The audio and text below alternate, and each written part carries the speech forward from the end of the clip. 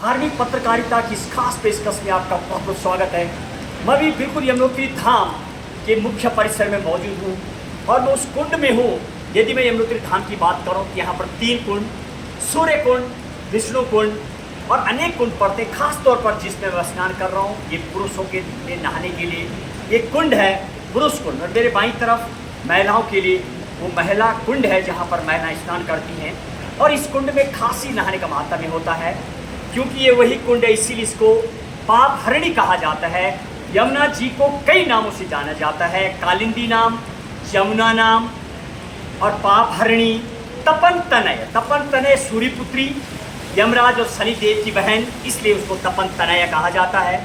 यमुना जिसलिए कहा जाता है, कुछ पुराणों के मुताबिक जामुन ऋषि ने यहाँ पर कई वर्षों तपस्या की थी और तब माँ यमुना यहाँ पर प्रकट हुई थी, इसीलिए इसको यमुना जी कहा जाता है। कुछ ग्रंथों के मुताबिक जामुन का पेड़ है जहाँ से माँ यमुना जी बहती है।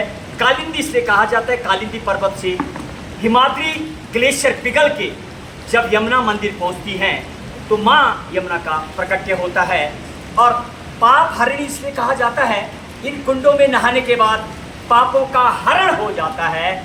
कई संत अब इस कुंड में नहाते मुझे नजर आ रहे, कई ऋषि मुनि, कई स्वामिनी, कई तपस्वी आज भी मुझे गुफा में नजर आए, जो 12 महीने जब मैं भी गौमुख धाम का दौरा कर रहा था उन गुफा में मुझे कई ऋषि मुनि नजर आए। इसीलिए इसको माँ गंगा यमुना का उद्गम है ये जिला उत्तरकाशी, ये मुख्य स्रोत है और इसीलिए इसको देवभूमि, तब स्थलीय ऋषियों की भूमि कहा जाता है।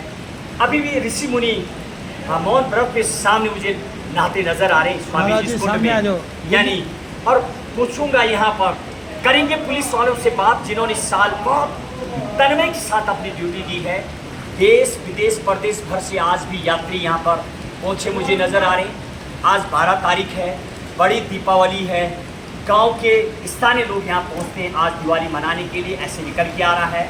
और जब मैं यात्रियों से बात कर रहा हूँ बहुत संतुष्टि नज़र आएगी, जो भी यात्री मुझे माँ यमुना से वापस जाते हुए नज़र आए। 15 नवंबर को माँ यमुना जी के कपाट बंद हो जाएंगे शीतकालीन के लिए।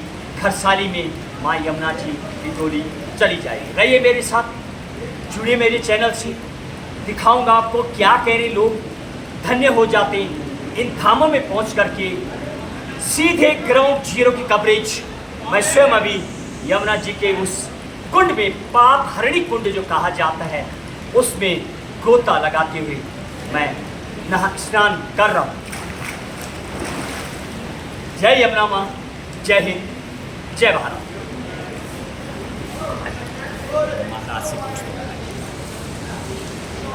बहुत बहुत धन्यवाद। महाराज जी कुछ बोलेंगे आप? आपका मौन व्रत है क्या? अच्छा बोलेंगे आप। कहाँ से आए स्वामी जी? अयोध्या खास चौक। कब पहुँचे महाराज जी आज? यहाँ तो रहते हैं, हमने का कहते 6 महीना। अच्छा महाराज, ये आप कुंड में नहाते नजर आ रहे हैं, इस कुंड के बारे में बताएंगे आप कुछ? अयोध्या खास चौक छोटी छावनी से आए हैं। अच्छा महाराज, यमुना जी पहुँचे हैं, इस कुंड और इस पवित्र स्थली के बारे में कुछ बताएंगे? यमुना जी के बारे में कुछ बताएंगे जहाँ आप स्नान कर रहे हैं? स्वामी जी हैं, बहुत कम बोलते हैं, कई ऋषि मुनि इस तरीके से नज़र आ रहे हैं। ये चिरंजीव प्रसाद दुनियाल जी हैं, माँ यमुना जी के पुरोहित है। क्या बोलेंगे आप मंदिर धाम के बारे में?